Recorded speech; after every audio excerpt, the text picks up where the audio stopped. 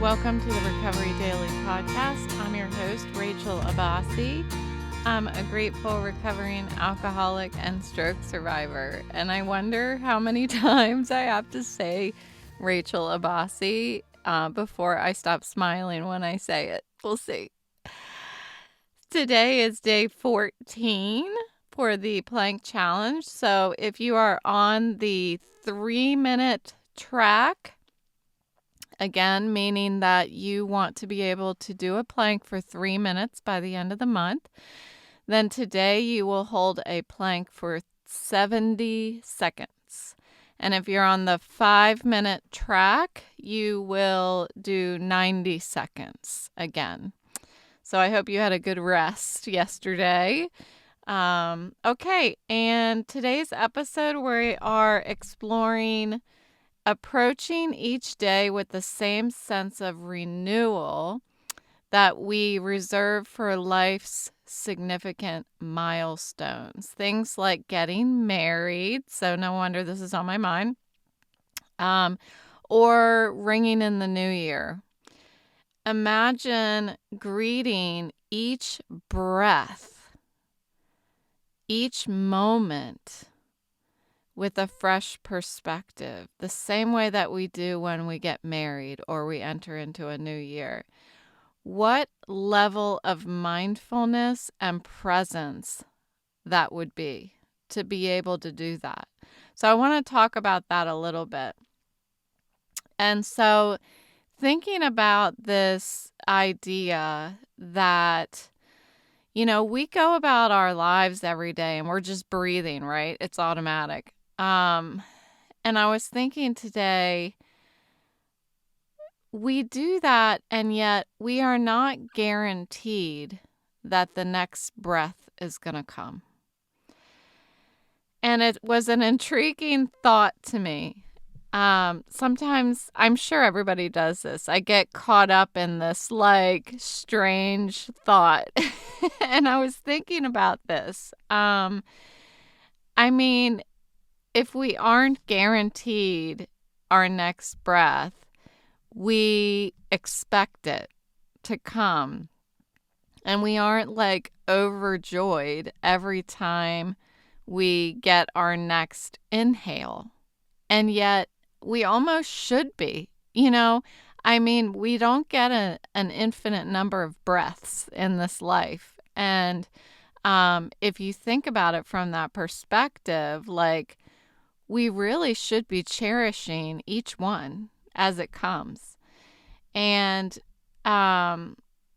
granted, we'd have to be admitted somewhere if we got that excited about each breath. But going further into this, letting go of one breath and welcoming the next breath with gratitude. This seems like a really cool 10-minute meditation to do. Just to think about that, to say goodbye to your breath and say hello to the next one. And just do that for 10 minutes. It seems like it would be very chill to me. It seems like it would be a really good meditation. So, this idea of constant renewal, was a sort of discussion that I had with my psychiatrist to a point. We were talking about this new phase of my life with my kids. My kids are in their 20s now and they are adulting. And I've really been mourning the past. And instead of doing that, mourning the past and what I've lost, her and I were talking about how I can focus on cultivating and nurturing my relationships in this new phase of our lives. And I haven't quite figured out how I'm going to do that. But the more I think about it, it's exciting. It almost seems to me like this new beginning. Okay, what new activities or things can I do to nurture my relationships with my kids. Not just my kids, but also my mom. So that's been another big thing is, especially with my post-stroke, I don't get to go see my mom. She is an hour away and I don't get to drive to her. And sure, she can come and she does come here, but it's not the same. I want to be able to go see my mom when I want to go see my mom. And so this is a new phase also in my relationship with my mom. I've always lived down the street from my mom, always, until about 3 years ago. I lived down the street from my mom. And so I find myself mourning that, I'm grieving what used to be. And so I talked to my psychiatrist about this, and it's like, you don't have to do that. You don't have to look back and grieve what no longer is, but instead think of new ways to make today's phase of your life more exciting, to make it better, to nurture your relationships in this way. So she's going to help me do that. So Mom, if you're listening, we're going to have exciting new ways to nurture our relationship. So when we go into a new year, we set resolutions. And those of you who are lifetime listeners, meaning you have been listening for the past 7 months, know that I do not believe in New Year's resolutions. And that is because if there was any profound thing that I want to change about my life, I'm just going to do it at the moment in time that I think about it. I'm not going to wait until the New Year's. It's kind of like quitting smoking for New Year's.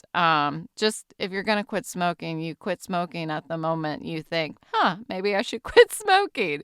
That kind of thing. So I've just never been a big fan of New Year's resolutions, but it's similar to me, and I apologize if it's not similar to you. But when we enter into a marriage, like I did yesterday, we exchange vows. And this is like the same kind of verbal, resolution. I resolve to be this way and love you, forever and all this good stuff. And so when we start each day, why not begin each day with like a solid spoken intention? This concept of living each day intentionally can transform how we experience life's uncertainties, like by the day, by the week, or by the phases of our lives. And I have found this it's really rewarding for me to have my schedule written up on my whiteboard or on my mirror. And that is my way of starting my day with intention. Like I know that I want to accomplish this today. And it gets me excited about knowing that I have something ahead of me in the day. And when I was going to work, I did something similar, but since it's oriented around work, depending on how obsessed you are as an employee, this will either be rewarding to you or not. For me, it was rewarding because I just really liked my job. So I usually, and my team and I did this together. We would set out our intention for the day. And then by the end of the day, it feels like we've accomplished something. Because if we go into each day and we're just like, I'm quote unquote working today, that's it. And then at 5 o'clock, I'm getting off work today. For me, it didn't give me fulfillment if I did that. Like, I really needed to have goals, like not just goals that were within my position, but I set personal goals, and I worked with my team to set personal goals so that when we would have like our yearly meetup, like review time, we would talk about what do you want to accomplish here at work, but we would also talk about what do you want to accomplish in life. Because as a boss, I felt like it's my job, of course, to guide you through this your career with this company, but also I was the boss of a couple real young people who just came out of college, and so I feel like I was even more um, it, required to guide them through or to their future career. So I really liked talking to them about what do you want to accomplish here, and what do you want to accomplish in life? How can we get you there? And that is how I'm trying to start looking at my day in stroke recovery. Like, I've made it pretty clear that I'm full-time recovery. That means for me, I start off my day with a sobriety meeting, and then throughout my day, everything I'm doing is focused on my well being. And that is not fulfilling to me. And this is something that I talked to my psychiatrist about. I cannot have every day just revolve around me and doing things for me. My values that I talked to her about are communication, learning, and health. And so she talked about aligning my activities with those. And I found out that what I really needed to do was try to find a way to integrate doing things for others into my activities. So if I'm going to be sewing, sew a quilt for somebody else. If I'm going to be baking, bake some cookies for the neighbors. I'm going to start trying to knit. So I'm going to knit something for somebody else. And that's where I find fulfillment. And that's where I find the energy and the excitement to wake up in the morning.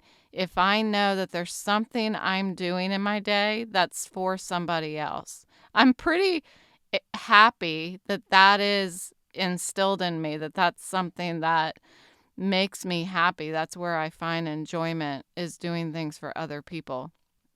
So I'm happy I've discovered that over the past 2 weeks.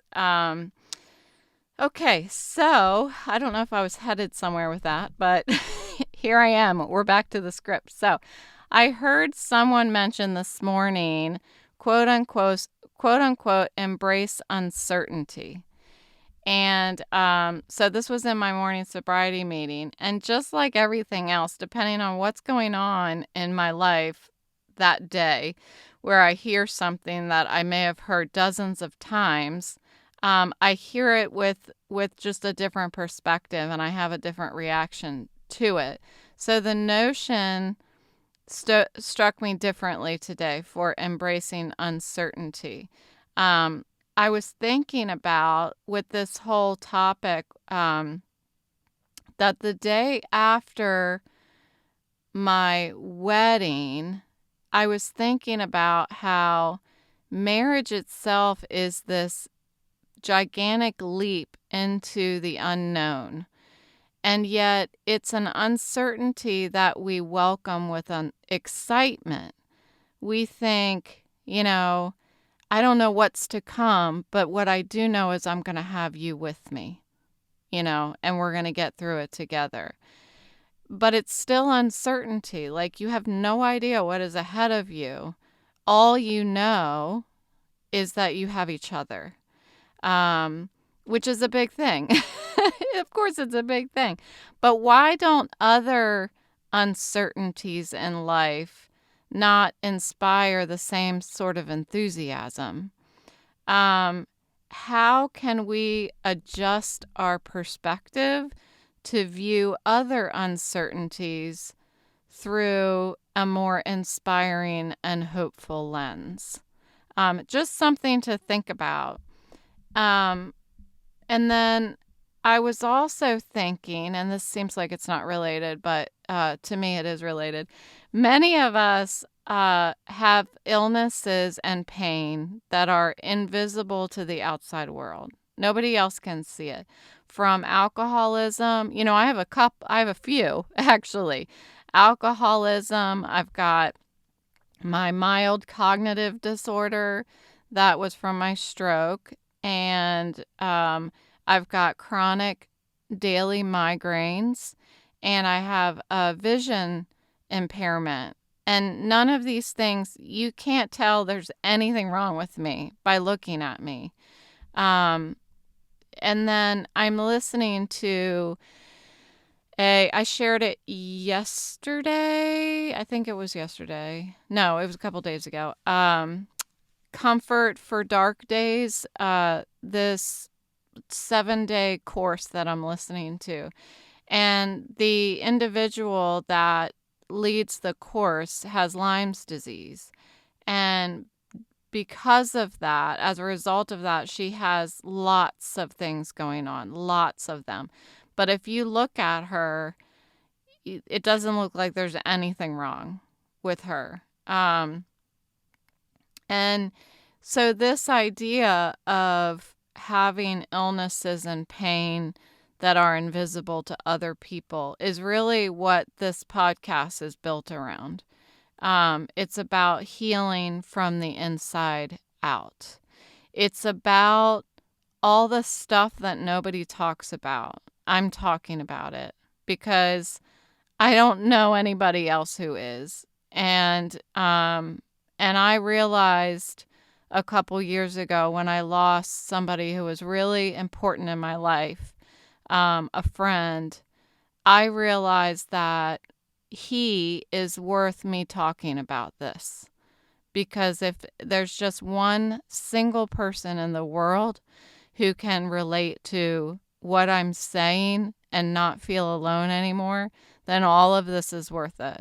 All of these hundreds of episodes is worth it to save just one person or have one person get a seed planted in them that gives them some sort of hope that life doesn't have to stay that way, that there are people that understand what's going on the inside of you, even though nobody else can see it. That's what this podcast is for. So our understanding and empathy towards others that have these unseen illnesses are shaped by our personal experiences. And when I got sober, to me, this is a perfect example. When I got sober, people who were not alcoholics did not understand, period. They didn't understand what was going on. Why can't she just stop drinking? Why is she ruining her life? And she can't stop drinking.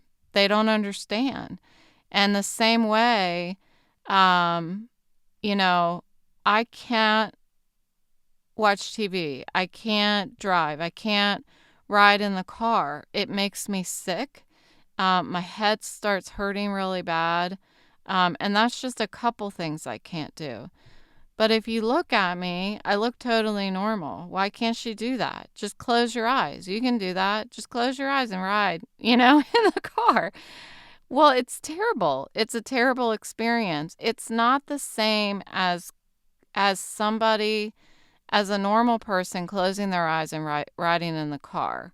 Like, that is bad enough to close your eyes and ride in the car. That's not what it feels like for me. It feels like I'm nauseous and closing my eyes and riding in the car. Like, it doesn't, I've already am off balance when I'm in the car, whether my eyes are open or closed. If I'm moving, then things are not right, whether my eyes are open or closed. So it's just uncomfortable. And I don't really have a great way of explaining it to anyone. I just know what it feels like to me. And so this is another example of, unless you've gone through it, you don't know what's happening inside of me. Um, I'm the only one who's suffering. Maybe my husband is suffering a little bit, but you know what I mean. And so I've longed for somebody to rescue me from all of these things. I wanted somebody to rescue me from my alcoholism. Um, I didn't want to be the only one that could save me, but I was the only one that could. And I felt like, why do I have to save myself when I'm the one who's suffering? You know? And I'm facing the same kind of thing with my stroke, and that is that I want someone to save me. I have a huge lump in my throat saying that out loud. I want somebody to save me, but nobody can. My husband, I'm learning how to say that. My husband does everything he can to help me, but he can't save me. So I just keep showing up. Do I wake up in the morning and think, it's a whole new day to pull myself out of the lion's jaws?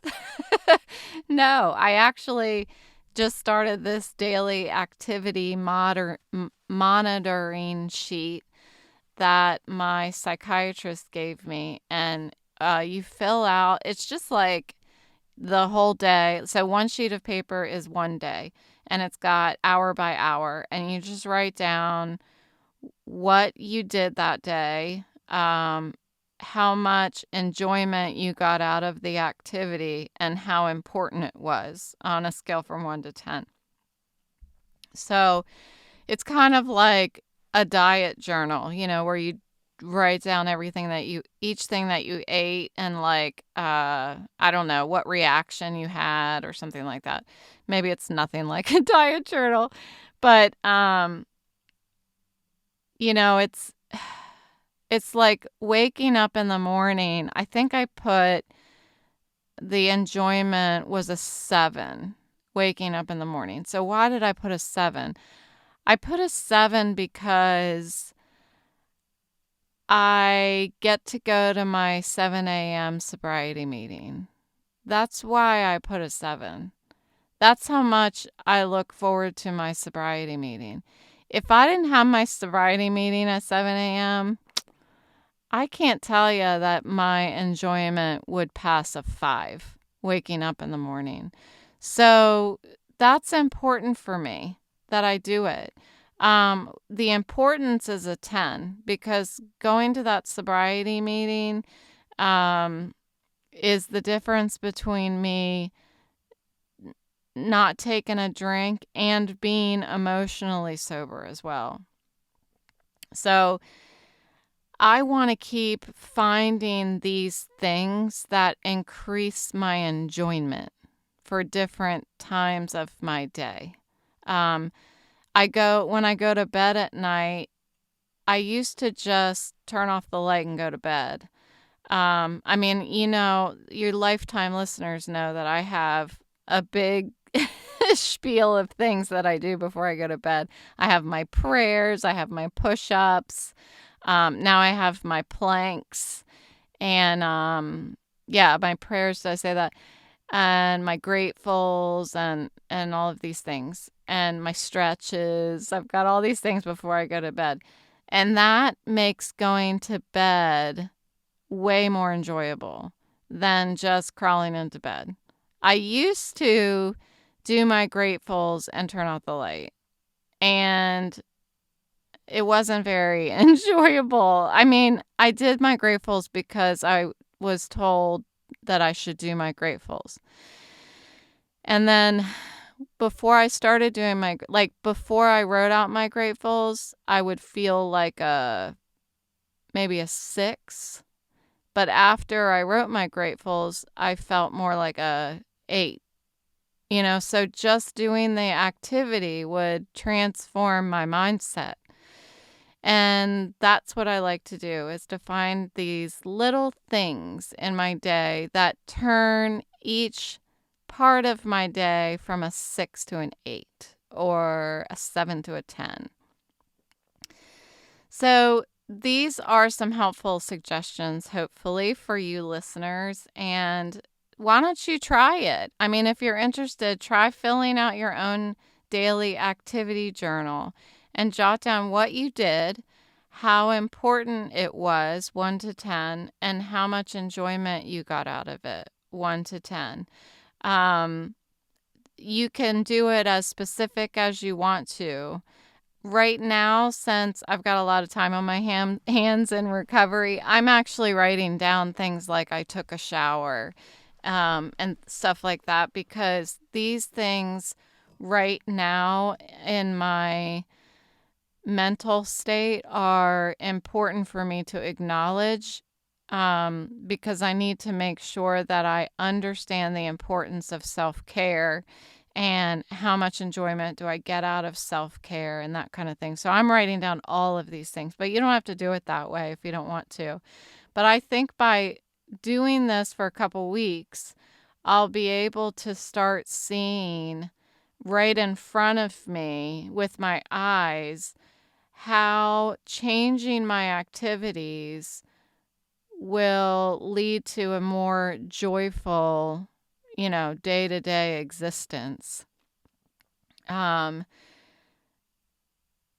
think it will help me to be a little more hopeful, like to feel like there's something new and exciting around the corner. And wouldn't that be something right now? Because my marriage yesterday was something that was really exciting, and I it's just few and far between that I've got exciting things around the corner. And so I would like to make that happen. And nobody's rescuing me. Like I said, like I'm the one who needs to be accountable for my own happiness.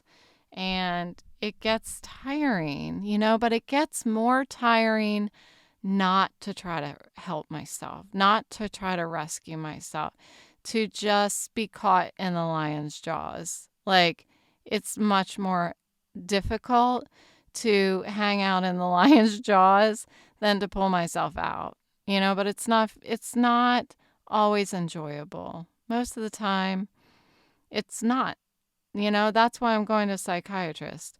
But it will be. I know that for sure, because I'm really enjoying the psychiatrist. The big deal is getting there, making the call, setting up the appointments. But once I do, having my conversations with her, that's one of those things where I log on and I'm feeling about a 6 when I start, and I'm at about a 10 when I get off the phone with her. And that's pretty significant, That is something. So as a community here with Recovery Daily Podcast, let's challenge ourselves to view each day as an opportunity for renewal, to set intentions that guide us through the day or the week, with, facing uncertainties with optimism and grace.